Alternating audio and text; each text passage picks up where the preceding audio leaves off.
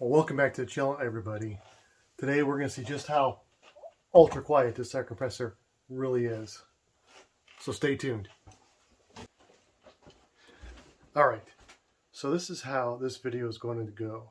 I'm actually going to do a comparison between these two air compressors. I'm not going to use a decibel meter. Why? I don't have one. Also, they don't mean crap to me. I've watched many videos, people using decibel meters saying, look at this, it's only 68 dBi, blah, blah, blah. You know what? I want to know how these things sound in my basement where I use them. And I hope this is a lot quieter than this old thing here. I gotta be careful what I say. Don't get me wrong. It's been a great air compressor. It is a workhorse, but boy, is she loud. We'll find out here in just a second. All right, guys, now on to the testing phase of this video. Now, how I have this set up is I have a shotgun mic approximately 2.5, maybe 3 feet in front of me here. Now, I have written a little monologue. I'm gonna read it to you 3 times. I'm gonna read it to you now so you can hear what it sounds like. Then I'm gonna read it to you again with this air compressor on and read it to you yet a 3rd time with that air compressor on. Now, I'm not gonna raise my voice, holler, scream, anything like that. I'm gonna talk just as I'm talking right now and let you decide which air compressor running you can hear me better over. I guarantee it's not gonna be that one.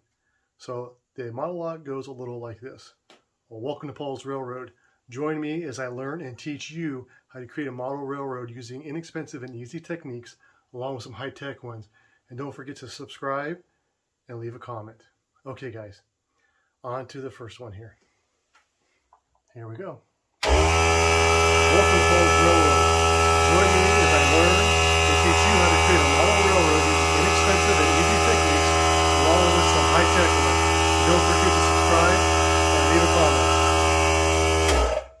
I forgot to tell you, you might want to take your earbuds out. Sorry. All right, guys, on to our last one over here, our new air compressor. Welcome to Paul's Railroad. Join me as I learn and teach you how to create a model railroad using inexpensive and easy techniques along with some high-tech ones. And don't forget to subscribe and leave a comment. Wow, that was perfect. That reminds me, the reclaim rate on this one, phenomenal. All right, admittedly, they're both loud, but they are air compressors. Now, I'm hoping that you were able to hear what I heard. That one is 100 times quieter than this one. Now, don't get me wrong. This is a great air compressor. I've had this thing for years. It is a workhorse.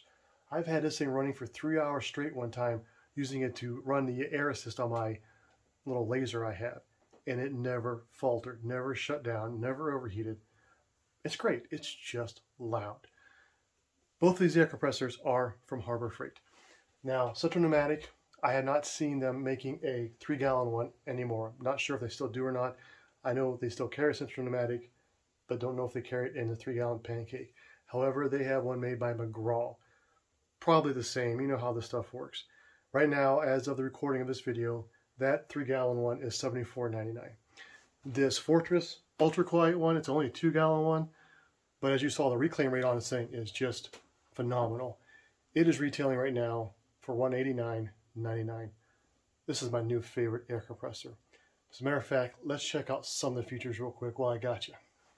Okay, guys, I am hand holding this portion of this video, so I hope it's not too shaky. So let's take a closer look at this. This, as I said, is a 2-gallon air compressor, 135 psi, 1.2 horsepower. What does that mean? It doesn't mean a heck of a lot to me, because I use this as my airbrush air compressor, and it's my new air compressor to run my air assist on my little hobby grade laser that I have. This controls your outlet air pressure, and let me tell you what, guys, this thing, when I'm running it on my laser, I'm running this thing at almost 0 psi, and it holds true. It is quite amazing. My other air compressor, I could never do that. I couldn't get much below 15 psi, or it would just drop. It wouldn't hold at all. Another nice thing that I really, really like about this air compressor is that it not only has one, but it has 2 outlets to run your tools on. So theoretically, if you were using this just as an airbrush compressor, you could run 2 airbrushes simultaneously without having to run some kind of a airbrush manifold, which is kind of cool. As you saw in the video, the reclaim rate on this thing is pretty amazing. I'm going to actually put this back on the tripod. I'm going to run this thing out of air, and we're going to see how long it takes to charge up. I know if you have been around air compressors for any length of time, you know some of them seem to take forever and never shut off. This thing is going to surprise you. So let's check that out real quick. All right, folks, here's what I've done. I have ran this thing just down below to where it normally would kick on. So let's turn around real quick. Let's count and see how many seconds it takes to fully recharge the tank. You ready? Here we go.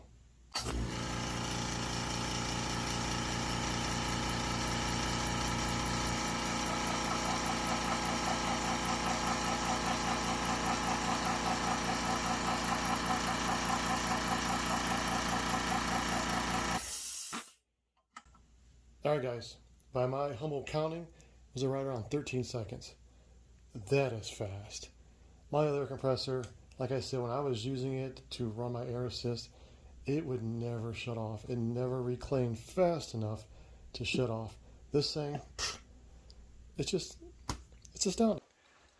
All right, guys, I hope that I was able to answer some questions about this air compressor, especially if you were thinking about buying one.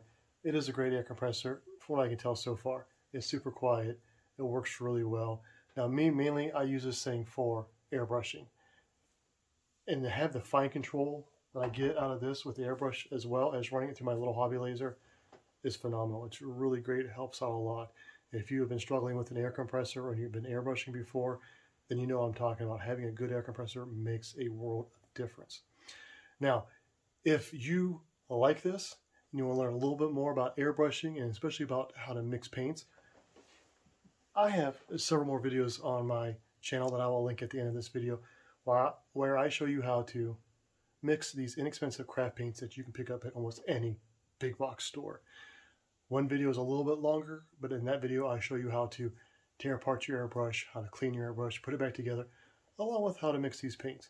I know a lot of people on YouTube are using these paints and show you how to mix them. I'm doing it my way. Come watch it, check it out. If you guys want to send me a little love, give me a thumbs up, subscribe, and leave a comment. Until next time, take care.